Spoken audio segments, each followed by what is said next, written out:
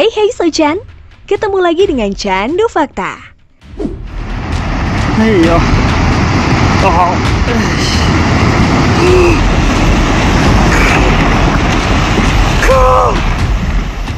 Sobat, seperti yang diketahui, ancaman tsunami ternyata tidak berlaku hanya bagi negara yang berada di tepi laut seperti Indonesia.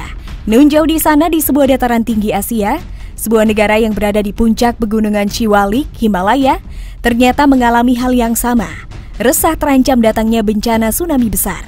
Hal yang menjadi pembedanya adalah warga Indonesia resah atas ancaman potensi tsunami laut, sedangkan warga negara Bhutan resah terancam datangnya bencana tsunami dari puncak pegunungan.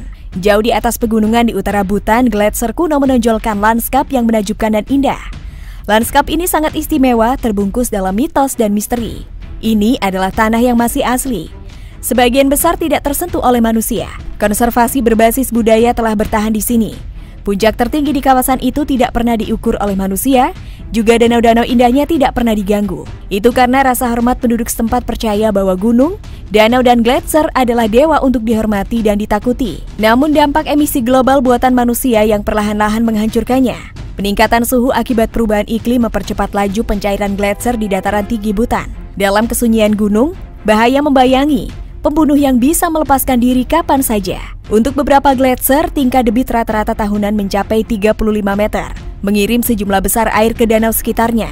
Risiko jatuhnya danau-danau ini dalam fenomena yang dikenal sebagai banjir semburan danau glasial membuat seluruh negeri gelisah. Bhutan adalah satu-satunya negara dengan kandungan karbonnya negatif di dunia dan berperan besar dalam mencegah perubahan iklim global. Konstitusi negara mengamanatkan perlindungan lingkungan dan industri yang menguntungkan secara ekonomi, tetapi merusak lingkungan telah ditolak demi konservasi. Namun beban perubahan iklim telah tiba di luar jangkauan dari upaya negara kecil ini. Bagi Perdana Menteri Latoy Tshering, dampak pada gletser merupakan beban fisik dan spiritual yang harus ditanggung Bhutan. Banjir gletser pernah terjadi sebelumnya di Bhutan dan dampaknya tetap dalam ingatan mereka yang pernah mengalami bencana tersebut.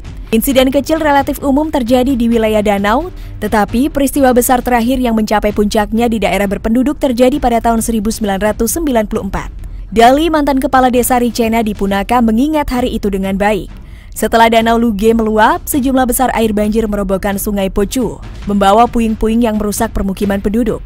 25 tahun yang lalu tidak ada peringatan bagi penduduk desa yang tinggal di sepanjang sungai. Banjir tahun 1994 menghilangkan 21 orang dan menyebabkan kerusakan parah pada lahan pertanian, menghancurkan rumah dan memusnahkan persediaan ikan di sungai.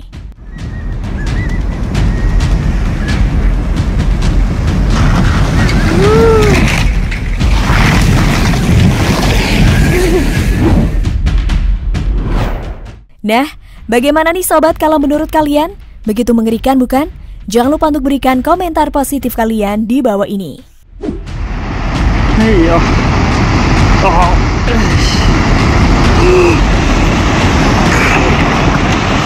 Cool.